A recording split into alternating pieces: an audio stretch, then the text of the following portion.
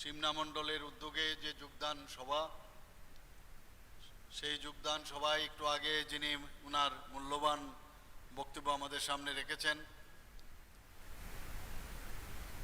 ত্রিপুরা সরকারের tribal welfare এবং অন্যান্য দপ্তরের মাননীয় মন্ত্রী শ্রী বিকাশ দেববর্মা মহোদয়, আমাদের মাঝে উপস্থিত আছেন ত্রিপুরা প্রদেশ বিজেপির সম্মানিত সাধারণ সম্পাদক তথা আমাদের ইউথ আইকন আমাদের পার্টির শ্রী বিপিন দেববর্মা মহোদয়, উনিও ওনার বক্তব্য আমাদের সামনে রেখেছেন। এই জেলার যিনি সদর রুরালের যিনি সম্মানিত সভাপতি শ্রী গৌরাঙ্গ ভৌমিক মহোদয় মঞ্চে উপস্থিত আছেন এবং আমাদের এই যে সদর রুরাল ডিস্ট্রিক্টের একটা ভাইব্রেন্ট যে ডিস্ট্রিক্ট আমাদের ভারতীয় জনতা পার্টির হওয়া, ওনার নেতৃত্বে সেটা বর্তমানে আমরা দেখতে পাচ্ছি। আমাদের মাঝে উপস্থিত আছেন আমাদের জনজাতি মোর্চার যিনি সম্মানিত ভাইস প্রেসিডেন্ট শ্রী মঙ্গল দেববর্মা মহোদয়, এখানে উপস্থিত আছেন শ্রী রণবীর দেববর্মা মহোদয়, বিএসসির চেয়ারম্যান লেফুঙ্গা আরডি ব্লকের। তাছাড়া এখানে উপস্থিত শ্রী বিনোদ দেববর্মা, আমাদের 2023-এর অ্যাসেম্বলি ক্যান্ডিডেট ছিলেন, এবং অন্যান্য মণ্ডলের জেলা মণ্ডল সভাপতিরা এখানে উপস্থিত হয়েছেন এবং আমাদের বিভিন্ন স্তরের যারা নেতৃত্বরা এবং ভারতীয় জনতা পার্টির যারা বিভিন্ন কার্যকর্তারা এখানে উপস্থিত, এবং যাদের জন্য আজকের এই সমাবেশ, যারা ভারতীয় জনতা পার্টিতে আজকে যোগদান করতে এসছেন এবং মিডিয়া বন্ধুরা, সবাইকে আমি প্রথমেই হার্দিক অভিনন্দন ও শুভেচ্ছা জানাচ্ছি।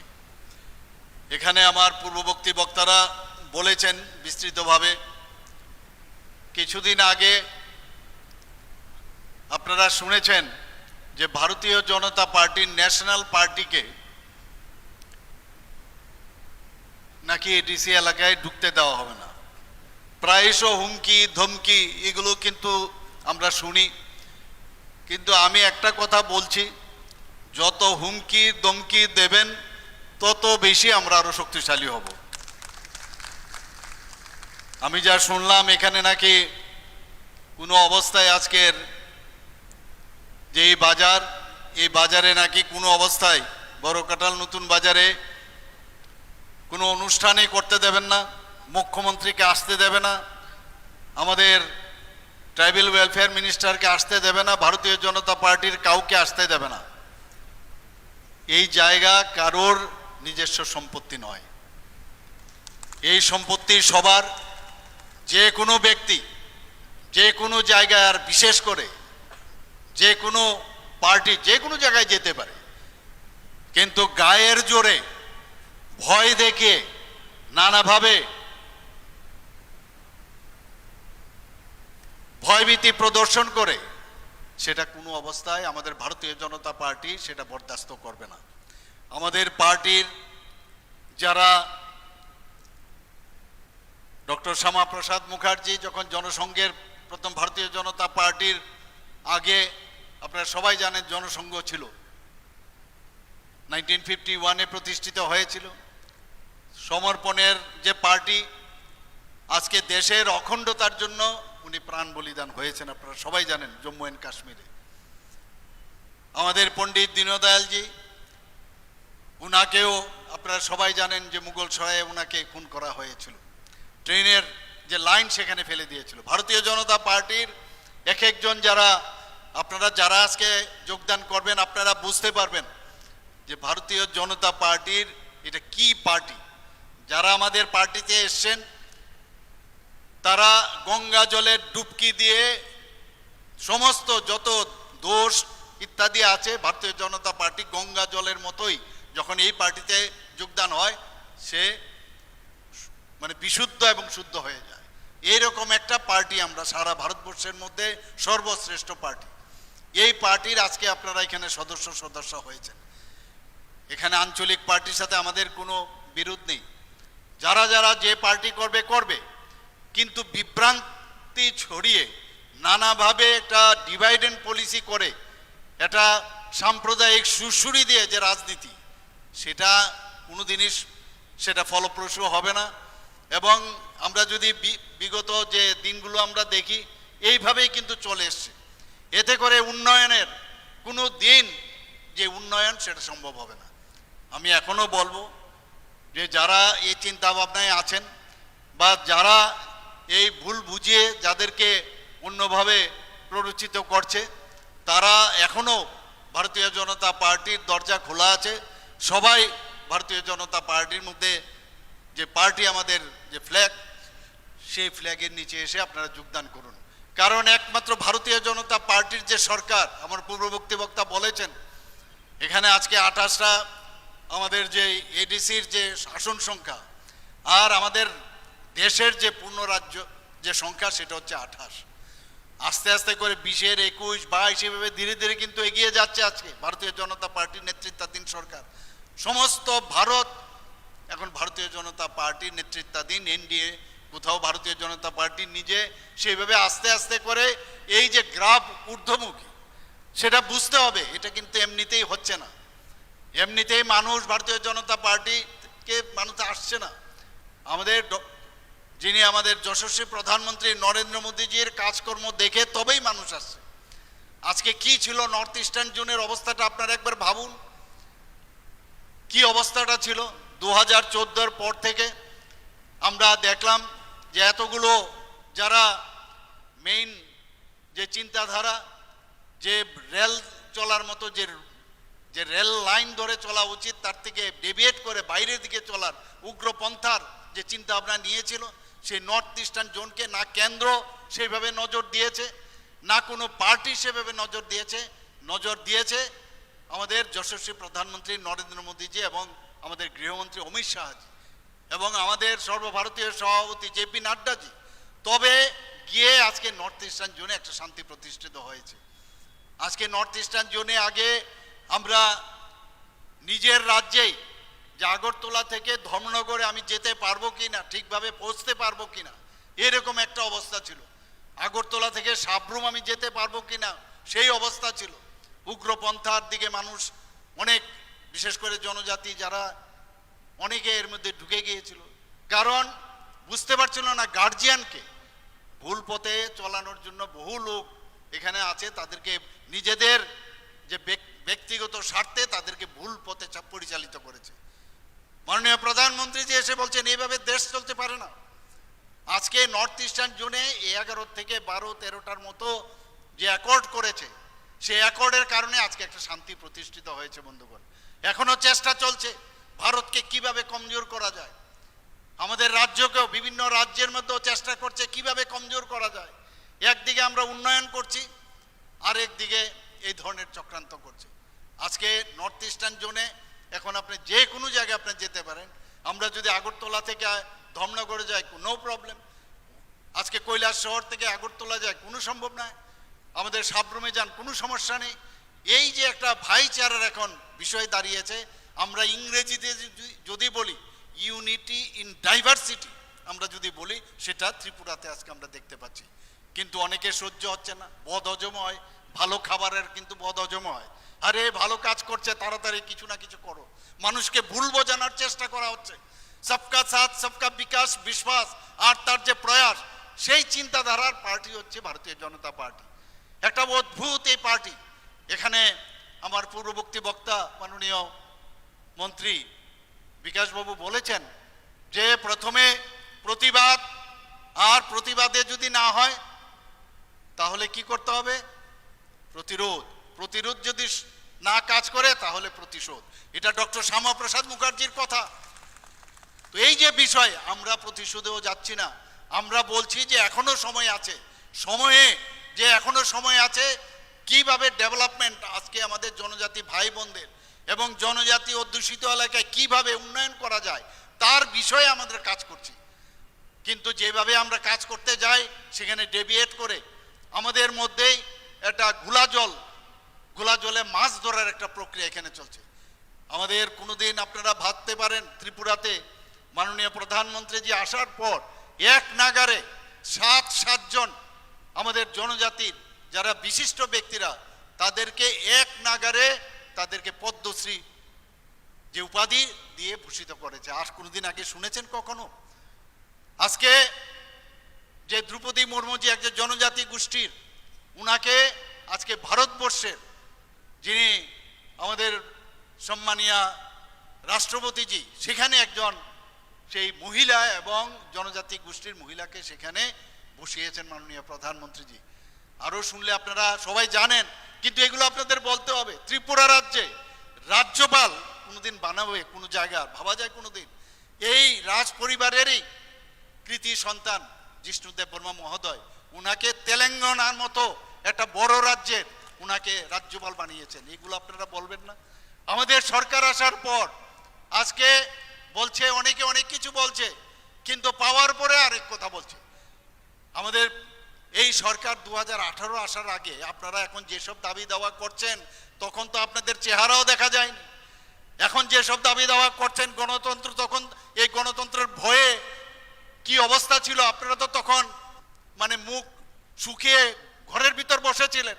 আমাদের সরকার আসার পর এখন এই করতে হবে সেই করতে হবে, তখন কোথায় ছিলেন আপনারা?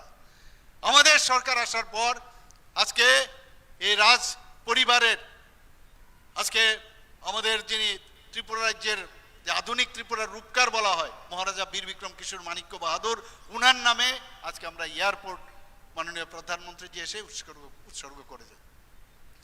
আমি ত্রিপুরাতে আমি যখন প্রথম মুখ্যমন্ত্রী হই, এই রাজ পরিবারের আরেকজন ব্যক্তিত্ব সারা পৃথিবীর মধ্যে খ্যাত আমাদের বিশিষ্ট সুরকার এবং গায়ক এস.ডি. বর্মন, উনাকে আমরা এসে আমি নিজে সেটাকে উনার মূর্তি আমরা প্রতিষ্ঠিত করেছি। যদি আপনারা এয়ারপোর্ট থেকে আসেন, সেখানে উনার মূর্তি আমি প্রতিষ্ঠিত করেছি। আমরা সম্মান দিতে জানি। আগরতলার মধ্যে যে কামঞ্চমনির সাথে একটা আইল্যান্ড ছিল, সেটা আমরা ছোটবেলায় একদম ছোট সেখানে দেখেছি যে একটা মাইলের, তখন মাইল ছিল, কিলোমিটার ছিল না, এই মাইল ফলক 0 মাইল ফলক সেখানে ছিল। আমরা তার হাঁটাবাটা করতাম এই দিক সেদিক। আস্তে আস্তে দেখলাম সেটা মাটির নিচে চলে গেছে। যখন আমি মুখ্যমন্ত্রী হই, আমি সেটাকে উপরে উঠিয়েছি যে 0 এখান থেকে শুরু হয়, যে ধর্মনগর কত দূর, সাবরুম কত দূর, শান্তির বাজার কত দূর, এখান থেকে অনেকেই জানে না এই বিষয়। সেটাকে আমরা উঠালাম এবং এই আধুনিক যে রূপকার যে মহারাজা বীর বিক্রম কিশোর মাণিক্য বাহাদুর, উনার যে মূর্তি সেখানে আমি প্রতিষ্ঠিত করেছি। এবং ওই যে আইল্যান্ডটা এখন কামান চমনি না, এটা বীর বিক্রম কিশোরের নামে সেখানে চমনি হয়েছে। আমরা সম্মান দিতে জানি একের পরে।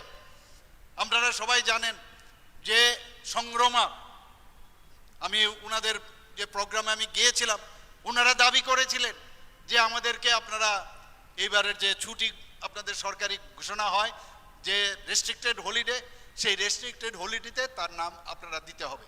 আমি আসলাম, এসে ক্যাবিনেটের ডিসিশন নিয়ে আমাদের মাননীয় মন্ত্রী বাহাদুরও ছিলেন, সেখানে আমরা পাশ করে সে সংগ্রামাদের যে ছুটির দিন সেটা আমরা ঘোষণা করেছি। আজকে আমাদের সরকার আসার পর যেখানে আমাদের বীর বিক্রম কিশোর মাণিক্য বাহাদুরের উনার জন্মদিনে আমরা উনার জন্মদিনে ছুটি ঘোষণা করেছি, যাতে আমাদের যে জনজাতি ভাই বোনেরা তারা যাতে আরো ভালো করে, গড়িয়া পূজার একদিনের ছুটি ছিল, আমরা 2 দিনের ছুটি আমরা ঘোষণা করেছি বন্ধুগণ। তো একের পর এক আমি যদি বলতে থাকি শেষ করা যাবে না, দেখতে হবে। আর আমরা চাই আমাদের এই যে সরকার এখন চলছে, এই সরকারের সময় ভারত ত্রিপুরা রাজ্যে একটা শান্তির যে একটা পরিবেশ সেটা এখানে প্রতিষ্ঠিত হোক। সারা 28টি রাজ্যের মধ্যে এখানে অনেকে অনেক কথা বলেন যে ত্রিপুরা রাজ্যে আইনের শাসন নেই, এবং আইনের শাসন নেই। যে অপশাসন আপনারা করে এসছেন এতদিন ধরে কমিউনিস্টরা, তাদের দেখানো পথে এখনো অনেকে সেইভাবে শাসন যে সুন্দরভাবে চলছে সেটাকে নষ্ট করার একটা প্রচেষ্টা চলছে। কিন্তু এই 28টি রাজ্যের মধ্যে এখনো ত্রিপুরা রাজ্যে নিচের দিক থেকে আজকে 3rd পজিশনে ল অ্যান্ড অর্ডার সিচুয়েশনে। মানুষ এখন বাইরের থেকে আসছে, ত্রিপুরাতে মানুষ পয়সা এখন খরচ করতে চাইছে, নিবেশ করতে চাইছে। আমি প্রতিদিন বিভিন্ন যেসব ডিপার্টমেন্ট আছে তাদেরকে নিয়ে আমি নিয়মিত রিভিউ মিটিং করছি, বিভিন্ন জায়গায় হয়ে যায়, সারা ত্রিপুরাতে আমি ঘুরছি। মানুষ এখন শান্তিতে আছে। যেখানে কোনো সমস্যা হচ্ছে ইমিডিয়েটলি পুলিশ সেখানে যাচ্ছে, আইনের শাসন প্রতিষ্ঠিত হচ্ছে। এখানে যারা আছেন আপনারাই বলুন, আপনারা কখনো চান যে এখানে নিরানন্দর একটা অবস্থা হোক? আপনারা সবাই চাই, আমরা এটা আমাদের ভিতর থেকে আসে যে আমরা যেন শান্তিতে থাকতে পারি। আমাদের ছেলে মেয়েরা যখন রাত্রি 12টার সময় এক জায়গা থেকে আরেক জায়গায় যাবে, নিরাপদে থাকবে, আইনের শাসন যেন হয়। আমি প্রতিনিয়ত, আমি বলছি না যে 100% আজকে আমরা এখানে সব কিছু ঠিকঠাক করছি, তারপরও চেষ্টা করছি। আজকে বিশ্ববিদ্যালয় এতগুলো এখানে ত্রিপুরাতে হয়েছে, আপনারা সবাই জানেন। প্রচুর বিশ্ববিদ্যালয় এখানে আসছে, আরও অত অলরেডি পাইপলাইনে আছে। আপনার এখানে প্রায় জনজাতি এলাকায় আমরা তিনটা যে ফুটবল যে ground, synthetic turf football ground আমরা করেছি। আমরা জানি জনজাতি যারা ছেলে মেয়েরা আছেন এরা খেলাধুলার মধ্যে এখন খুবই ভালো, তাদের জন্য যাতে ভালো করে তাদেরকে আমরা সেই ইনফ্রাস্ট্রাকচার দিতে পারি সেই ব্যবস্থা আমরা করছি। আমরা দেখেছি অনেক জায়গার মধ্যে, বিশেষ করে জনজাতি এলাকার মধ্যে যারা ছেলে মেয়েরা আছেন অনেকে আজকাল ড্রাগসের মধ্যে আসক্ত হয়ে পড়েছেন। তার জন্য আমরা নানা রকম স্লোগান দিয়ে আমরা ফুটবল খেলাকে সামনে রেখে তারা যেন এর থেকে বেরিয়ে আসতে পারে, কারণ এটাও কিন্তু একটা চক্রান্ত। যদি তারা এই ধরনের যে ড্রাগ অ্যাডিকশনে যদি বুঁদ হয়ে থাকে তাহলে আগামী দিন তারা ভালো কাজে তারা যুক্ত হতে পারবেন না। আমরা প্রচুর কাজ করছি বন্ধুগণ। এখানে আপনারা অলরেডি আমি বিভিন্ন জায়গায় বিষয়গুলো আমি বলছি যে আমাদের সরকার আসার পর আপনারা দেখেছেন যে আজ যে ট্রাইবাল ডিভিশন, আগে যে ইউনিয়ন মিনিস্ট্রিতে আগে কি ছিল 1985 পর্যন্ত এটা ট্রাইবাল ডিভিশন করে একটা মন্ত্রিত্ব ছিল সেখানে, এবং দেখা গেছে দ্য মিনিস্ট্রি অফ ওয়েলফেয়ার সেটাও 1985 এবং 85 থেকে 98 পর্যন্ত যে এই ট্রাইবাল মিনিস্ট্রি অফ ওয়েলফেয়ার করেছিল, এবং মে 1998 থেকে সেপ্টেম্বর 1999 পর্যন্ত ministry of social justice empowerment সেটা ছিল খালি আমাদের জনজাতিদের জন্য। আমরা অটল বিহারী বাজপেয়ীজি যখন আসলেন ভারতীয় জনতা পার্টির এনডিএ সরকারের প্রধানমন্ত্রী, উনি এসে 1990 এসে প্রথম উনি আলাদা করে আমাদের জনজাতিদের জন্য সেখানে মিনিস্ট্রি আলাদা করেছেন। আজকে মাননীয় প্রধানমন্ত্রীজি আসার পর আপনারা দেখেছেন ডোনার মিনিস্ট্রি পুরো নর্থ ইস্টার্ন জোনের মধ্যে আলাদা করে একটা ডোনার মিনিস্ট্রি করেছে। প্রচুর ফান্ড আমাদের এখানে আসছে। আজকে মেডিকেল কলেজ বলুন, বিভিন্ন ইনফ্রাস্ট্রাকচার বলুন, সমস্ত জায়গার মধ্যে আমাদেরকে ফান্ড দিচ্ছেন। রাস্তাঘাট আমাদের 6টা ন্যাশনাল হাইওয়ে হয়েছে এখানে ত্রিপুরাতে, বেশিরভাগ ন্যাশনাল হাইওয়ে জনজাতি অধ্যুষিত এলাকা দিয়ে যাচ্ছে। তো সেখানে যে যখনই জায়গা নিতে হয় আপনারা সবাই যাচ্ছেন, একুজিশনের পয়সা জনজাতিদের মধ্যেই যাচ্ছে, সেখানে ডেভেলপমেন্ট হচ্ছে এক জায়গার থেকে আরেক জায়গায়। আগে কি অবস্থাটা ছিল এখানে, আজকে ইন্টারনেট মাননীয় প্রধানমন্ত্রী যে আমাদের দিয়েছেন, এবং আমরা রেলওয়ে ভাবা যায় না কোনো যে রেলওয়ে আমাদের এখানে ত্রিপুরাতে আসবে। হীরা মডেল যাকে বলে মাননীয় প্রধানমন্ত্রী যে আমাদের দিয়েছেন, একের পর এক ডেভেলপমেন্ট আমাদের এখানে হয়েছে। বন্ধুগণ, প্রধানমন্ত্রী জনজাতি আদিবাসী নয়া মহা অভিযান পিএম জনমন, সেখানে কি যে যারা ভালনারেবল গ্রুপ, যারা পিভিটিটিএস, তাদের জন্য যাদের সম্পর্কে এতদিন ধরে কেউ ভাবেনি, কেন্দ্রীয় সরকারের আগেও আমরা দেখেছি কেউ যারা ভাবেনি, যে পিএম জনমনে প্রচুর ফান্ড আমাদের দিয়েছেন।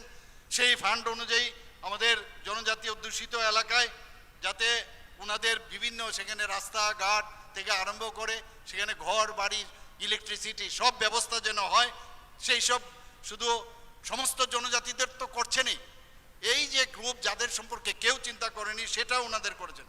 বনধন বিকাশ কেন্দ্র এটার মধ্যে এপিএম জনমনের মধ্যে আছে, যাতে নিজেদের যে প্রোডাক্ট, যে পাহাড় এবং যেখানে আমাদের বিভিন্ন যেসব জনজাতিদের যে প্রোডাক্টগুলো আছে প্রপার ওয়েতে সেটাকে ভ্যালুয়েট করে যেন বিক্রি করা যায় তার ব্যবস্থা করা হয়েছে। ধরতি আবা জনজাতি গ্রাম উৎকর্ষ অভিযান 2024-এ শুরু হয়েছে। 2 অক্টোবর 2024-এ মাননীয় প্রধানমন্ত্রীজি তার ঘোষণা দেন। 2 অক্টোবর আমাদের জাতির পিতা মহাত্মা গান্ধীজির জন্মদিনে উনি সেটা ঘোষণা দেন, এবং এতে করে আমরা দেখেছি যে সমস্ত জায়গার মধ্যে যে আমাদের যে 17টা ডিপার্টমেন্ট আছে ইউনিয়ন গভর্নমেন্টের, সমস্ত ডিপার্টমেন্টকে তার সাথে যুক্ত করেছে বন্ধুগণ, এবং যাতে করে এই ইনফ্রাস্ট্রাকচারগুলো এবং জনজাতিদের যে মৌলিক যে সমস্যাগুলো আছে সেগুলো যাতে হেলথই হোক, আপনার এডুকেশনই হোক, সব বিষয়ে যেন কাজ করতে পারে, সেই ধরতি আভা জনজাতি গ্রাম উৎকর্ষ অভিযানে সেটা কাজ করেছে। প্রধানমন্ত্রী আদর্শ গ্রাম যোজনা, সেটাও মাননীয় প্রধানমন্ত্রীজি সেটা ঘোষণা করেছেন। এবং সব জায়গার মধ্যেই এই যে ঘোষণা শুধু না, সেইগুলো যাতে প্রপারলি কাজ হয়েছে কিনা তারও কিন্তু উনি তদারকি প্রায়ই করেন। প্রধানমন্ত্রী বনধন কল্যাণ যোজনা অক্টোবরের 28 2014 সেটা ঘোষণা করা হয়েছিল। ট্রাইবাল যারা আছেন তাদের যে কালচার সেগুলো যাতে এবং তার যে হেরিটেজ এবং সেগুলো যাতে সংরক্ষণ করা যায়, pre metric scholarship, post metric scholarship সেগুলো যাতে সংরক্ষণ করা যায় এবং সেগুলো যাতে বাড়ানো যায়, তার জন্য এই প্রকল্পগুলো করেছে। বন্ধুগণ, আমি আপনাদের অবগতির জন্য জানাচ্ছি, কিছুদিন আগে আমরা যখন কুমলুঙে এবার জনজাতীয় গৌরব দিবসে আমরা যখন সেখানে প্রোগ্রাম করি এবং সেই প্রোগ্রামে এত লোক হয়েছে সারা বিশ্বে, শুধু পৃথিবীর ভারতবর্ষে না সারা পৃথিবীর মধ্যে এত বড় প্রোগ্রাম, আমাদের যারা ছেলে মেয়েরা আছেন এত সুন্দরভাবে প্রায় 1000 ছেলে মেয়েরা সেখানে নৃত্য পরিবেশন করেছেন, গান বাজনা পরিবেশন করেছেন। আমি যখন দিল্লিতে এবার যাই সবাই এসে আমাকে হাত মিলিয়েছেন, কি করে সেটা সম্ভব? এই যে এত বড় একটা প্রোগ্রাম আমরা করলাম আপনাদের মানে সাহায্যে, তার জন্য আজকে কিন্তু ত্রিপুরা একটা বিশেষ একটা স্থানে আজকে সারা ভারতবর্ষের মধ্যে সেই স্থানটা পেয়েছে। কিন্তু আমরা সেই স্থানটা পেলে কি হবে, অনেকের সেটা হজম হচ্ছে না। এর জন্য এইরকমভাবে নানাভাবে চেষ্টা করছে যে কি করে আমাদের যে বিভিন্ন যেসব এখানে জনজাতি গোষ্ঠীর যারা এখানে ভারতীয় জনতা পার্টিতে যোগদান করছেন, কিভাবে তাকে বন্ধ করা যায়, কিভাবে তাকে রোকা যায়, তার চিন্তা ভাবনা এখানে করছে। বন্ধুগণ, সেখানে আমি কয়েকটা ঘোষণা দিয়েছিলাম যে 34,000 ছাত্রছাত্রী যারা আছেন সেখানে ছাত্রাবাসে বৃত্তি আমরা দিচ্ছি সেখানে, এবং সেখানে আরও 2700 আসন সেখানে আরও বৃদ্ধি করেছি। বন্ধুগণ, সেখানে 80 টাকা, আজকেও আমার কাছে ফিনান্স মিনিস্টার এসেছিলেন, বলে আপনি তো ঘোষণা দিয়েছেন কিন্তু আমাদের তো এখন চিন্তা ভাবনা করতে হবে। আমি বললাম ঘোষণা হয়েছে, সেটা হয়ে গেছে, বাস আর কিচ্ছু না। যে সেটা 80 টাকার থেকে বৃদ্ধি করে আমরা সেটা 100 টাকা করেছি এবং তার যে এফেক্ট আমাদের 1 ডিসেম্বর 2025 থেকে সেটা হবে।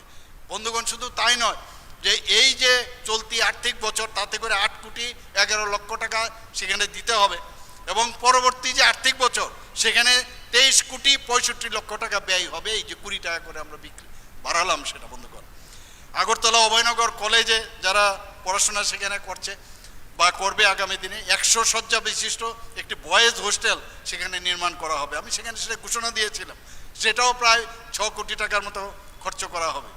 ক্রীড়া দক্ষতা ও খেলোয়াড়ি মনোভাবের বিকাশের জন্য আগে শুধু সরকারি হোস্টেলগুলোতে বিভিন্নভাবে আমরা হেল্প করতাম।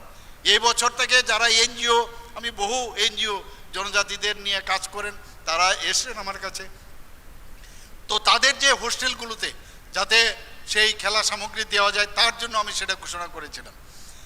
আমরা 100টি সরকারি এসটি হোস্টেলে স্মার্ট ক্লাস অলরেডি স্থাপন করা হয়েছে, আরও 70টি সরকারি এসটি হোস্টেলে স্মার্ট ক্লাস যাতে করা যায় তার জন্য যে খরচ হবে সেটাও আমি ঘোষণা সেখানে দিয়েছি। মুখ্যমন্ত্রী ট্রাইবাল ডেভেলপমেন্ট মিশনের অধীনে 19 কোটি টাকার আর্থিক সহায়তায় 50টি জনজাতি সরকারি হোস্টেলে সেখানে সৌরশক্তি ভিত্তিক যে জল পরিশোধক সহ কম্পোজিট সৌর ইউনিট স্থাপন করা হবে। চিফ মিনিস্টার ট্রাইবাল যে ডেভেলপমেন্ট মিশন, সেই যে মিশন 500টি আমরা ইলেকট্রিক যে অটো বেকার অটো যে আমাদের অটো আছে সেগুলো আমরা বিতরণ করব। এর জন্য 20 কোটি টাকা সেখানে রাখা হয়েছে। বন্ধুগণ, তাছাড়া রেজিস্ট্রেশন, ইন্স্যুরেন্স ইত্যাদির জন্য আমাদের সরকারই সেটা দেবে এবং তাদেরকে প্রপারলি যাতে ড্রাইভিং করতে পারে সেই ব্যবস্থা আমরা করব, সেই ঘোষণাটা আমি দিয়েছি। চিফ মিনিস্টার ট্রাইবাল ডেভেলপমেন্টের অধীনে 30,000 জন জনজাতি মহিলাকে এখন পর্যন্ত আমরা যারা তাঁতি আছেন, মহিলা তাঁতি, তাদেরকে সুতা বিতরণ আমরা করেছি, আরও বিতরণ করা হবে, যার জন্য যে টাকা ব্যয় হবে। আমরা বন্ধুগণ, একের পর এক আমরা চাইছি যে এই জনজাতিদের, উনি ঠিকই বলেছেন, আমাদের যে ট্রাইবাল ওয়েলফেয়ার মিনিস্টার বলছেন, উনাকে প্রায়ই আমি বলি জনজাতিদের জন্য তোমার যা যা খুশি তুমি আমার কাছে নিয়ে এসো, আমি দেখব যা ওদের উন্নয়নের জন্য যা যা লাগবে। বিভিন্ন অধ্যুষিত এলাকায় মাননীয় প্রধানমন্ত্রীজি তো করছেনই, কিন্তু আমরাও সেইভাবে আমরা কাজ করব। বন্ধুগণ, অনেকে অনেক কথা বলেন কিন্তু ডাটা নিয়ে কিন্তু কেউ কথা বলেন না যে 2024 এবং 25 সালে যে রিভাইজড এস্টিমেট বাজেট হয়েছে 30,000,296 টাকা রাখা হয়েছিল। সেখানে আমরা যদি বেতন ভাতা এবং পেনশন এবং লোন সেগুলো যদি বাদ দেই তাহলে 17,014 কোটি টাকা থাকে। সেই জায়গার মধ্যে দাঁড়িয়ে আমরা যে জনজাতি অধ্যুষিত এলাকার উন্নয়নের জন্য প্রায় 6,645 কোটি টাকা আমরা খরচ করেছি। অর্থাৎ শতাংশের হিসাব যদি দেখা যায় 39.06% আমরা খরচ করেছি। এবার সেটা কিন্তু আরও বাড়বে, প্রায় 40% বাড়বে 2025-26-এ। তো বাজেটের হিসাব ছাড়াও আমরা বিভিন্নভাবে RIDF হোক, আমরা সেখানে ইন্দো জার্মান যে ইনফ্রাস্ট্রাকচার ডেভেলপমেন্টের সেখান থেকেও আমরা জনজাতিদের জন্য খালি আমরা সেটাকে আমরা নিচ্ছি। শুধু তাই নয়, আমরা ওয়ার্ল্ড ব্যাংক থেকে 1400 প্রায় 1,400 কোটি টাকা আমরা নিয়েছি ট্রেসপের মাধ্যমে। বিভিন্ন জায়গায় জনজাতি অধ্যুষিত এলাকায় আমরা বিভিন্নভাবে আমরা কাজ করছি। আমরা যে টেলিম্যান প্রজেক্টে প্রায় 1700 কোটি থেকে 1800 কোটি টাকা আমরা সেটা নিয়েছি। সেখানেও বিভিন্ন যে আমাদের ফরেস্ট যে এলাকা আছে সেখানে আমরা সেই কাজগুলো আমরা করি। আপনারা সবাই জানেন যে আমাদের গভর্নমেন্ট আসার আগে কি অবস্থাটা ছিল। এই যে রিয়াং যারা শরণার্থীরা এখানে এসেছেন, আমাদের সরকার আসার পর এই রিয়াং জনজাতিদের তাদেরকে পুনর্বাসনের ব্যবস্থা করে। এগুলো তো আপনাদের বুঝতে হবে, খালি মুখে বললে হবে না, আমরা কাজ করে দেখাচ্ছি। সেইগুলো নিয়ে সবসময় আপনারা কথা বলুন কি না করছে। 12টা জায়গার মধ্যে আমরা এখন তাদেরকে সেখানে ওদের সেটেলমেন্টের ব্যবস্থা করেছি। প্রায় সেখানে 800 কোটি টাকা সেন্ট্রাল গভর্নমেন্ট থেকে আমরা পেয়েছি। প্লাস আমাদের সরকার রাস্তাঘাট সেখানে পড়াশোনার সুবিধার থেকে আরম্ভ করে ইলেকট্রিসিটি সব আমরা সেখানে ভেবে দিচ্ছি। এগুলো তো আগে কেউ কোনো দিন করেনি। আমাদের ত্রিপুরা সরকার আসার পর আপনারা দেখেছেন মাননীয় প্রধানমন্ত্রীজির যে আমাদের উপর যে আশীর্বাদ উনি আমাদের রেখেছেন, তার উপর ভিত্তি করে আমাদের হোম মিনিস্টার সাহেব এবং আমি নিজেও সেখানে গিয়েছিলাম। আমাদের এখানে যে ATTF এবং NLFT এদেরকে সাথে আমাদের সমঝোতা হয়, সেই সমঝোতার তারাও কিন্তু অস্ত্র সমর্পণ করেছেন। একের পর এক শান্তির জন্য আমরা তৈরি করি না। CPM এর সময় উগ্রপন্থী তৈরি করেছিল, আর আমাদের সময় সেই উগ্রপন্থীদের মেইন লাইনে আমরা নিয়ে এসেছি। সেটাই হচ্ছে ব্যতিক্রম অন্যান্য পার্টির তুলনায়। বন্ধুগণ, আমরা উচ্ছৃঙ্খলতা চাই না, কিন্তু যারা উচ্ছৃঙ্খলতার মাধ্যমে গায়ের জুড়ে কোনো কাজ করবে, আমাদের কণ্ঠরোধ করার চেষ্টা করবে, আমাদের মানে সাধারণ মানুষের কণ্ঠরোধ করবে, তাদেরকে কোনো অবস্থায় ছেড়ে আমরা কথা বলবো না। বন্ধুগণ, আমি আর বিশেষ কিছু বলছি না। আজকে যারা এখানে ভারতীয় জনতা পার্টির পতাকা তোলে যোগদান করতে এসছেন তাদেরকে আমি একটা কথাই বলবো, সঠিক সময়ে সঠিক সিদ্ধান্ত আপনারা নিয়েছেন। আপনারা আসার পরে ভারতীয় জনতা পার্টির শক্তি আরও বেশি বৃদ্ধি পাবে, এবং আপনারা শুধু শক্তি বৃদ্ধি হবে না, আপনাদের দেখে আমি সমস্ত জনজাতি ভাই বোনদের উদ্দেশ্যে আমি একটা কথাই বলবো, এখনো সময় আছে। আমাদের রাজ্যকে আমাদের যিনি জেনারেল সেক্রেটারি আমাদের বিপিনবাবু অলরেডি বলেছেন যে ये নিউ ইন্ডিয়া है, ये নিউ ত্রিপুরা है। তো এর জন্য নিউ ত্রিপুরা, নিউ ইন্ডিয়া, এক ভারত শ্রেষ্ঠ ভারত, এক ত্রিপুরা শ্রেষ্ঠ ত্রিপুরা যদি তৈরি করতে হয় আপনারা তাড়াতাড়ি আসুন, এসে ভারতীয় জনতা পার্টিতে যোগদান করুন। তবেই আমরা এই যে আমাদের ইচ্ছা, মাননীয় প্রধানমন্ত্রীর যে ইচ্ছা, সেটা সম্ভব হবে। সবাইকে আমি আবার অসম্ভব ধন্যবাদ দিয়ে আমি আমার বক্তব্য শেষ করছি। আম্বাই বেলে বেলেকে হামবাই চিনি সারনো হাস্তে নি বরং কোন চিনি মন্ত্রী অকরা সারনো বেলে বেলেকে হামবাই চিনি বসকাঙ্গ নাং